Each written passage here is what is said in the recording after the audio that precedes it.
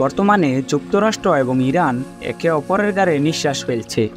সাপে নেউলে এই সম্পর্ক একসময় ছিল বন্ধুত্বের। স্বার্থকেন্দ্রিক বৈশ্বিক রাজনীতিতে সম্পর্কের উত্থান পতন দিবারাত্রির মতো ঘটনা। অতীতে ইরানে আমেরিকান মদতপুষ্ট সরকার পতনের পর থেকে বর্তমান সময় পর্যন্ত দেশ দুইটি একে অপরের সাথে পরোক্ষ প্রত্যক্ষভাবে সংঘর্ষে লিপ্ত রয়েছে। ২৬ বছরের গভীর সম্পর্ক ভাঙনের পর বর্তমানে দুই দেশের এই মল্লযুদ্ধে মধ্যপ্রাচ্যের দেশগুলো দুই শিবিরে বিভক্ত হয়ে পড়েছে। ইতিহাসে আমরা চ্যানেলের এই পর্বে জানব আমেরিকা ও ইরানের মাঝে এত সমস্যা কেন।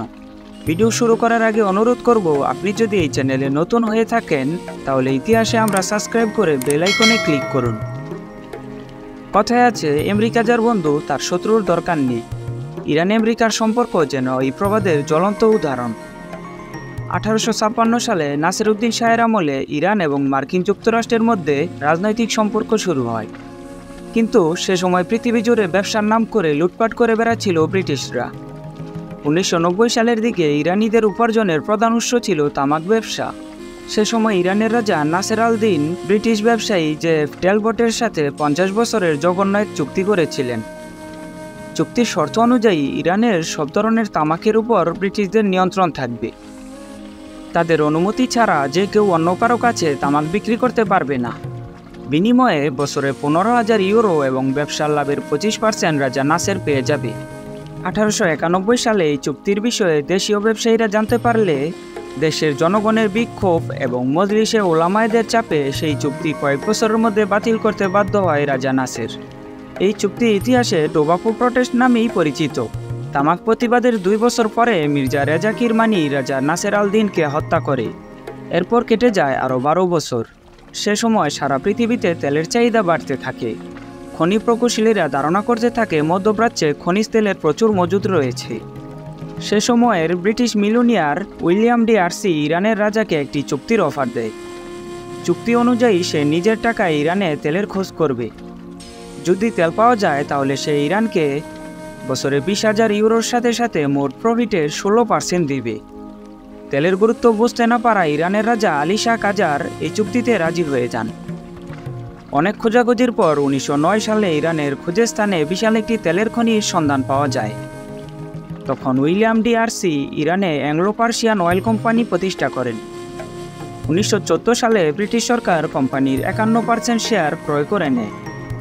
এরপর থেকে ব্রিটিশরা লাভের 16% আলী শাহ কাজারকে দিয়ে ইরান থেকে বিপুল পরিমাণে তেল নিজেদের দেশে নিয়ে বিক্রি করে ধনী হতে থাকে। নিজেদের সাথে এরকম অন্যায় দেখে ইরানের বিক্ষুব্ধ জনতা আন্দোলন করতে থাকে।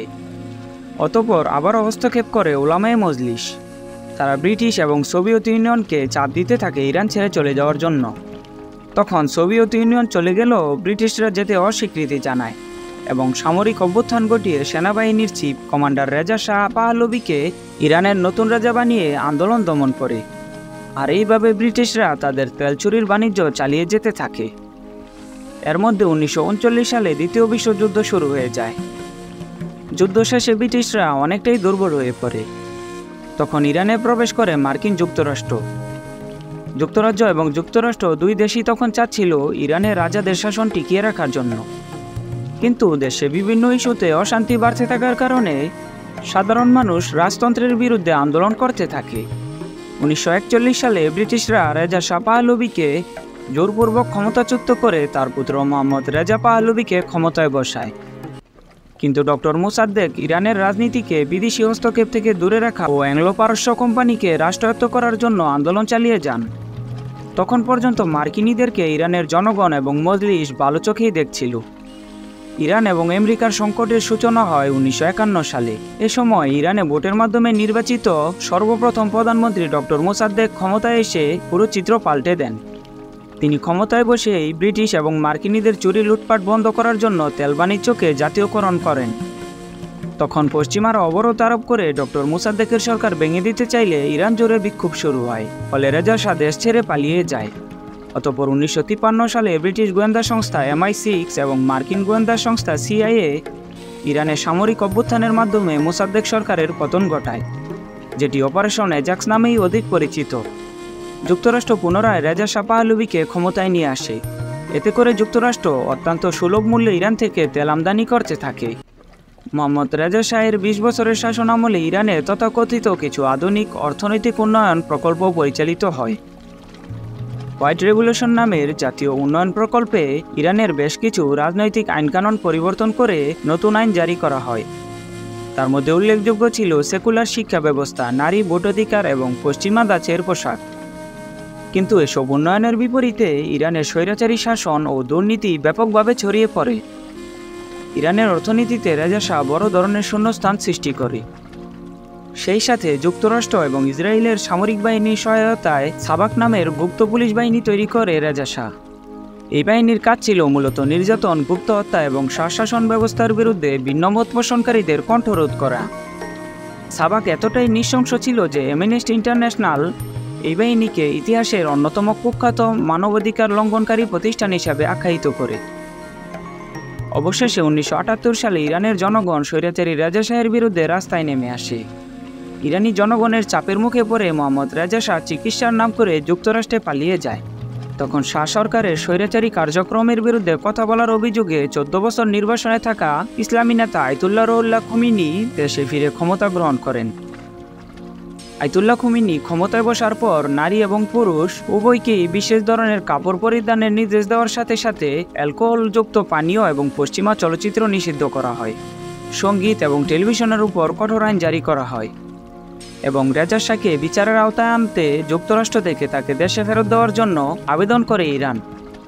ইরানের আবেদন যুক্তরাষ্ট্র নাকচ করে দিলে ১৯৭৯ সালের ৪ নভেম্বর ইরানের কলেজ ছাত্ররা তেহরানে অবস্থিত যুক্তরাষ্ট্রের দূতাবাসে হামলা করে।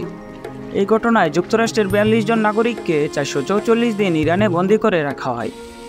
এই সময় যুক্তরাষ্ট্রের প্রেসিডেন্ট জিমি কার্টারের নির্দেশে আটক নাগরিকদের আমেরিকায় ফিরিয়ে নিতে একটি সামরিক উদ্ধার মিশনও ব্যর্থ হয়। পরবর্তীতে আমেরিকান প্রেসিডেন্ট রোনাল্ড রিগান ক্ষমতায় আসার পর ইরান বন্দীদেরকে মুক্ত করে দেয়। যুক্তরাষ্ট্র ও ইরানের মধ্যকার চলমান দ্বন্দ্বের সুবিধা নিয়ে ১৯৮০ সালে কোনো ধরনের পূর্ব ঘোষণা ছাড়াই ইরাক ইরানে হামলা করে।